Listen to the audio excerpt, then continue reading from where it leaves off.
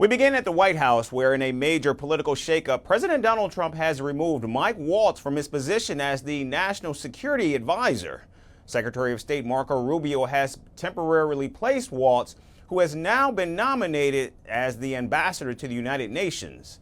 In a social media post, President Trump thanked Waltz for his service as the National Security Advisor. Meanwhile, Vice President J.D. Vance said Waltz has not been fired from his job, but instead got a promotion. So he wasn't let go. He is being made ambassador to the United Nations, which of course is a Senate-confirmed position. I think you can make a good argument that it's a promotion. But we brought Mike on to do some serious reforms of the National Security Council.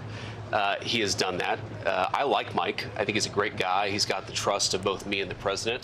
Now, Mike Waltz is the first senior member of the Trump administration to transition out of his original position since the president took office back in January. The move comes months after he faced backlash for mistakenly adding a journalist to a private group chat on Signal, where several Trump officials discussed plans to attack the Houthis in Yemen. The leak turned out to be a huge embarrassment for the Trump administration and forced Waltz to take the blame. While President Donald Trump defended Waltz at the time of the scandal, reports say the 51-year-old remained under scrutiny at the White House. He was also facing criticism within the NSA after at least 20 of his staffers were fired last month. Now, it's unclear how the confirmation votes might align for the former member of Congress. However, one thing is certain: Democrats will certainly grill him about many of the Trump administration's efforts surrounding a slew of foreign policy issues, including talks with Iran and the war in Ukraine. Democrats will also likely try to include Trump's embattled Defense Secretary Pete Hegseth in their questioning of the soon-to-be nominee to the UN. Hegseth was also involved in the Signal scandal and has been accused of sharing the same war plans in another chat with his family. The Trump security team is a hot mess, and the one who should go is not the fall guy, Michael Waltz. It is the Secretary of Defense, Pete Hegseth, who is responsible. He should be held accountable. He should be fired right now. Now, it's no secret that President Trump has a history of being short-tempered with his cabinet members. During his first term, 3 national security advisors and 7 other high-ranking officials either resigned or were removed forcefully.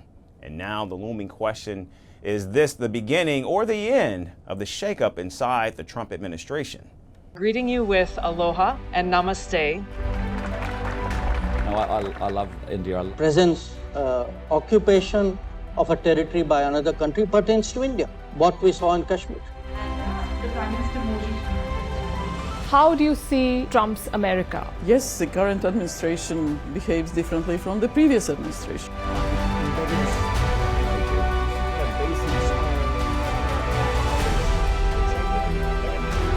Are you saying that there are foreign powers who are trying to bring down the current government in Syria? Exactly. Iran, maybe Russia too.